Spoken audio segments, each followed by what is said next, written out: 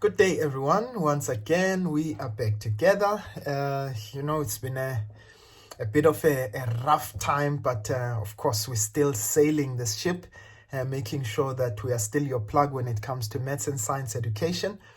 All right, if you haven't subscribed, welcome to our channel. Just hit that subscribe button, and of course, you want to do it now, okay?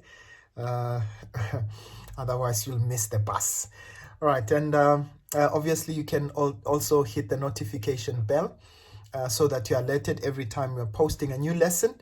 And of course, for those of you who need assistance with mathematics or physical science, you're more than welcome to get in touch with us, and our email address is info@mlungisinkosi.co.za. All right, so today we are still continuing with analytical geometry. So what I wanted just to do is, to have a question that kind of involves circles and how to interpret those. Okay, so let's just get right into it. Okay, so they say in the diagram we've got center C of a circle that lies on the straight line 3x plus 4y plus 7, which is equals to 0. They say the straight line cuts the circle at D, and E, which is minus 1 and 1. So I'm just going to zoom in into that diagram. They say that the circle touches. Now, this is very important that they are mentioning that the circle is touching. So it means that, so they're saying the circle touches the y-axis at P, which is 0 and 2 rather. So it means that the y-axis here actually acts as a tangent to our circle. So it only touches the circle once at that point P over there. All right, so it is our tangent, or it is the tangent to our circle. Right, now let's get right into it. They say determine the equation of the circle in the form x is equals to minus n. Okay, that whole equation, y minus q squared, which is equals to r squared. So the first thing that we're going to do is we're going to apply, and remember what I said, that remember analytical geometry is still geometry. So that means that all the other theorems are still applicable, okay? So if you notice here, we've got a center at C, but in this case, if we were to draw a line from C till P, that line would be a radius, wouldn't it? Okay, because remember, C is the center and P, that's the circumference. But the theorem says, the Tendrid Theorem says, if we draw a line from the center, and in this case, it meets the tangent at the point of tangency, then in that case it must be perpendicular. It must be perpendicular, right?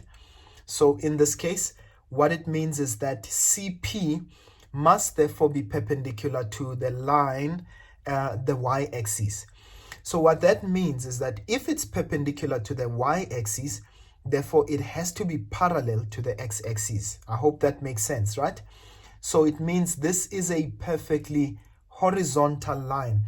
And if it is perfectly horizontal, then it means that the y values should be the same at C and P. So we know the y value is 2 there. So it means C would be the point X, which is unknown, but we know y should actually be 2. I hope that makes sense, right? So in this case, we know that C should be the point X and 2. The y value at C is 2. But we also know that the point C passes through this line over here. So let's use that line to find the x value, because we already know that the y value is 2. So let's do that. So we're going to say, okay, so that's 3x. Okay, that's answering the A part of the question. Okay, because we're looking for the x value so that we can get that the equation of the circle. So we're going to say, well, 3x plus 4 times y, okay, because we're given the equation of that line DE there, 4 times y, but we already know that y is 2, plus 7 is equal to 0. So we try and solve in this case.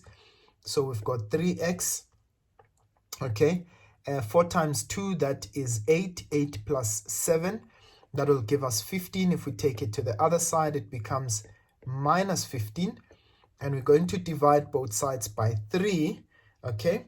So if we divide that, we get a value of minus 5. So we know the x value is therefore minus 5, okay, and we know the y value is 2. Now the only thing that we need to get now is the r value, which means in this case we're looking for the radius. Now if you think about it, we already know at this point here, okay, so at this point here, C and P, from C to P, right? Now it's a straight line like that. So we know that this is where x is minus 5 and here x is 0. And we know that the y value does not change, okay? So in that case, it means that the distance from C to P should actually be 5 units, because the only thing that's changing between those 2 points are the x values, and the y value just remains the same. So it means that our circle has got a radius of 5 units. So now let's write down the equation of our circle. So this is going to be x, okay, minus, now in this case we just found out that n is minus 5, right, squared, plus y minus, we found out that that y value is 2 over there at the center, right, squared, and in this case it's equal to the radius. We said the radius is 5, but remember the equation of the circle said the radius squared, so that should be 5 units squared, okay. So let's write down that equation. So this is going to be x plus 5 squared plus y minus 2 squared, and this is equal to 25. Okay, so that's the equation of our circle. And please just be careful every time that you're looking at the equation of a circle. Remember that you know, when you're looking at the values inside, for instance, we said x plus 5, so it means that the actual center would be at minus 5, so you change the sign there, right? And why was it minus 2 in this case in the equation? But in this case it means that the center would be actually minus 5 and 2. Okay, right, and in this case we're looking at the B part of the question, okay. So going back to the B part of the question, they said determine the length of DE. Now if you note in that diagram, we know DE in this case would actually be a diameter because it passes through the center, isn't it? So we already know that the radius is 5 units, right? So it must mean that the diameter must be twice that. So the value of DE, I'm not going to waste time with that, will be 2 times 5, so that will be 10 units. All right, so answering question C. So we're going to say, all right, for C, they say determine the equation of the perpendicular bisector of PE. Now, I'm just going to go right into that. Now, PE, if we say a perpendicular bisector, so if we draw the line PE over there, right?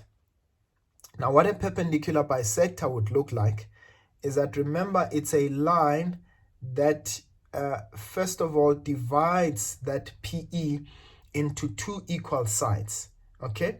So it means this side over here should be equal to that side over there. So E, let's call that side, or let's call that you know, the midpoint of PE, let's call it M if you don't mind, okay? So let's call it M.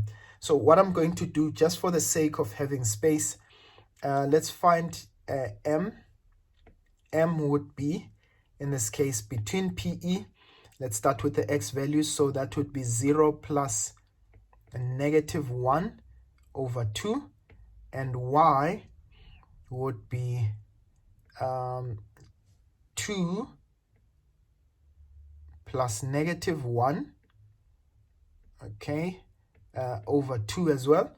So it means that M would have the coordinates minus 1 over 2 and 1 over 2, right? So that point there should be minus 1 over 2. And please always make it a point that you verify, your values, because they should actually make sense from the perspective of the drawing that you have.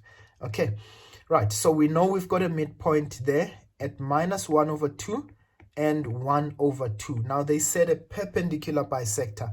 So if we just call that perpendicular bisector, just call it, so we've already got one of the points, which is M. Let's call that, let's call it B, point B.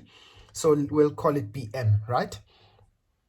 So the perpendicular bisector, the equation there, let's find the gradient of PE first.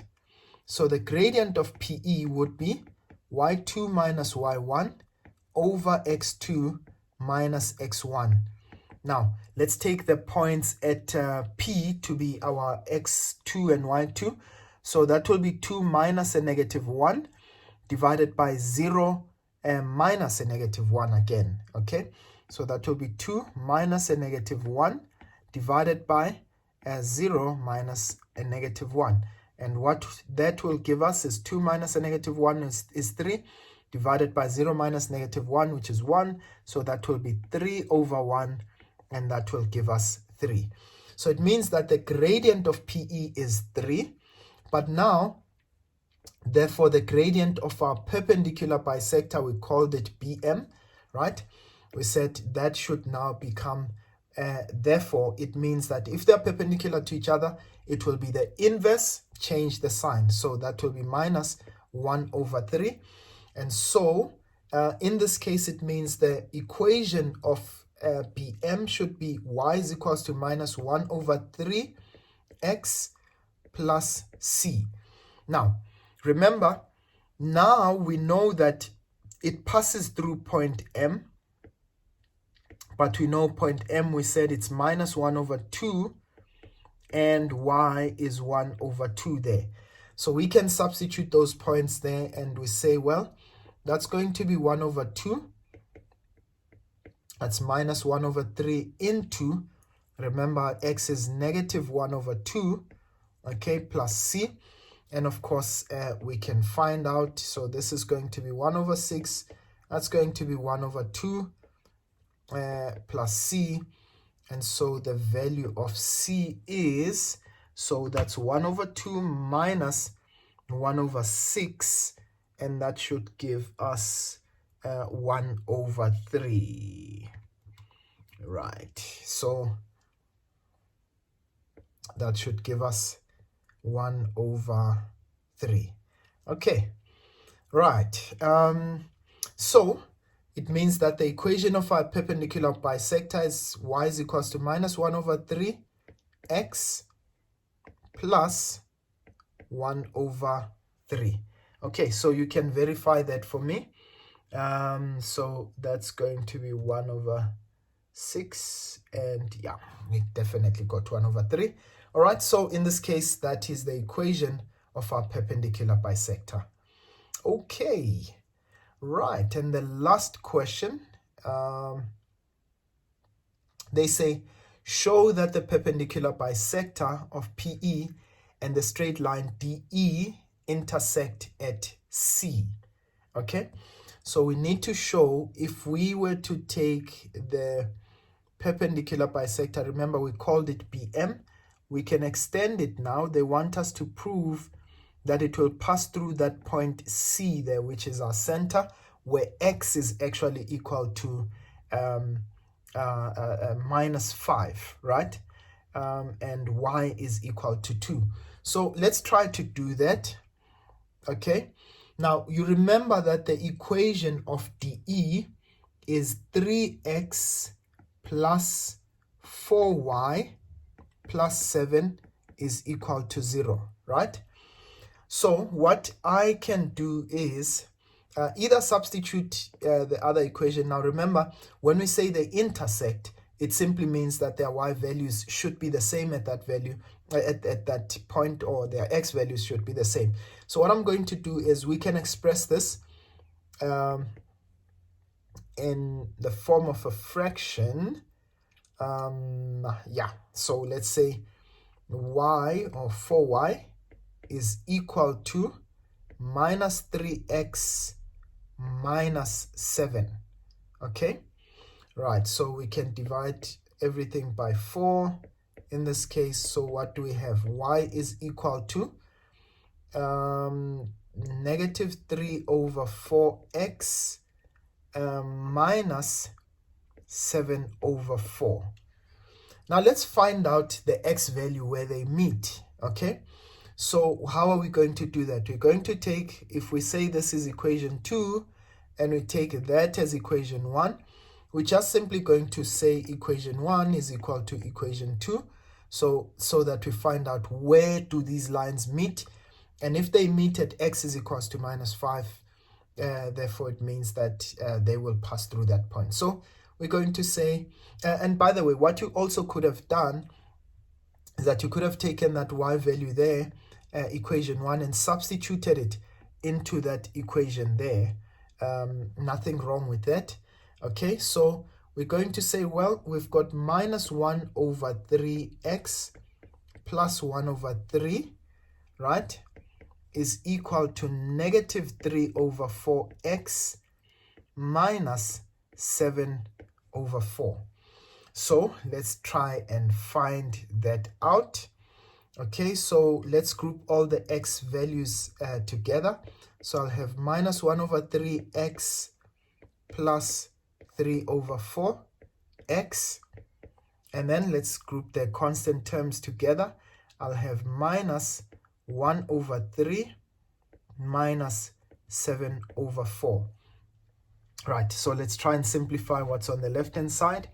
Okay, so I've got 1 over 3, okay, and that's negative 1 over 3, and I've got 3 over 4 there. Okay, and what do we get? Okay, so I get negative 5 over 12x on this side. And then on the right hand side, I've got, okay, oh yeah, I see I made an error there. I said minus 5 over 12. It's actually positive 5 over 12. Okay, so on the right hand side, I've got 1 over 3, negative 1 over 3, right, and I'm adding it to 7 over 4. So that's 7 over 4. And in this case, what we get is, okay, so that's negative 25 over 12. Okay. And of course, we have to try and simplify this. Okay, so we can drop those down. Okay, so we've got 5x is equal to negative 25, and we can divide that by 5. And guess what? They meet at x is equal to 5. You don't necessarily need to find the y value thereof, because you already know that DE passes through the point minus 5, and minus 5 and 2. So in that case, you can substitute it if you want and get the y value, but in actual fact, by virtue of us getting that x value there, it tells us, therefore, it means that the lines DE will intersect with the perpendicular bisector, okay, BM, okay, at C, okay, and we know that C is minus 5 and 2. All right, and essentially we are done, and that's how the cookie crumbles, right? Hopefully you've enjoyed, our series on analytical geometry, and of course we'll be continuing with the other sections. Hopefully next time I'll be doing calculus. And of course, if you haven't subscribed as yet, please just hit that subscribe button Make sure that you're part of the growing family. Hey, want to make sure that we reach that 50,000 goal.